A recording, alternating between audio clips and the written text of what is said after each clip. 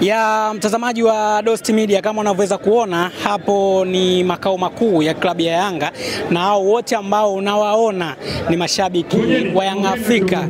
Kwa ujumla wameweza kujitokeza wengi kweli kweli. Angalia namna ambavyo walivyokuepo. Ni mamia ya watu wameweza kujitokeza hapa ili waweze kuandika historia ya kunywa supu ya ngamia.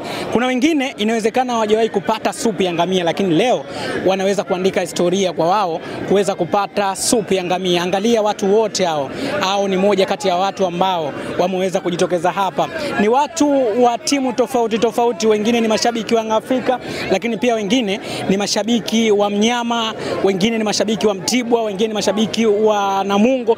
Shabiki wa aina tofauti tofauti wameweza kujitokeza, lakini wengi ni mashabiki wa Yanga Afrika. Angalia, huu wote ni umati kwa lengo tu la kuja kufurahia baada ya kumfunga mnyama Simba, lakini pia wao ndio mabingwa wa ligi kuu ya NBC Tanzania bara katika msimu wa mwaka 2024 2025, na hivi sasa wanaelekea kwenye fainali katika mashindano ya kombe la shirikisho la CRDB ambako tafanyika siku ya Jumapili, na baada ya kutoka hapo watarejea Dar es Salaam kwa ajili ya paredi. Kwa hiyo hizi ni amsha ama wanasemaje, amsha kuelekea kwenye maadhimisho yao, lakini pia furaha waliokuwa naye baada ya kumfunga mtani wao mnyama Simba mabao mawili na kufikisha awamu 5 mfululizo kumfunga mnyama Simba. Endelea kufurahia hiki ambacho unakiona kutokea hapa Dost Media.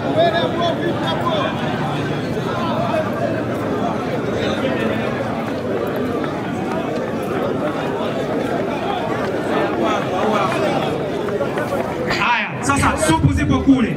Turudi nyuma sasa. Twende. Tunaanzisha mstari mwingine kwa ajili ya supu nyingine. Twende.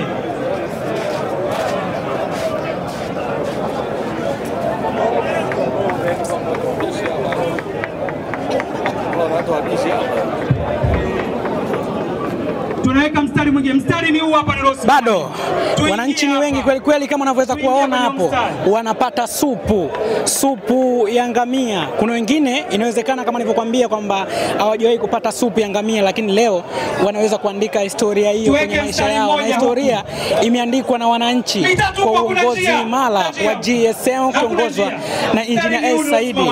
Hapo ndipo ambapo wananchi wanafurahia mema ambayo wameweza kuyapata katika msimu mzima, na hapo ndio wanafurahia. Waangalie wananchi hao wanafuraha kweli kweli na wamejitokeza kwa wingi. Nikwambie tu kwamba endelea kufurahia iko kitu ambacho nakiona kwa wananchi kupata supu hiyo ya ngamia.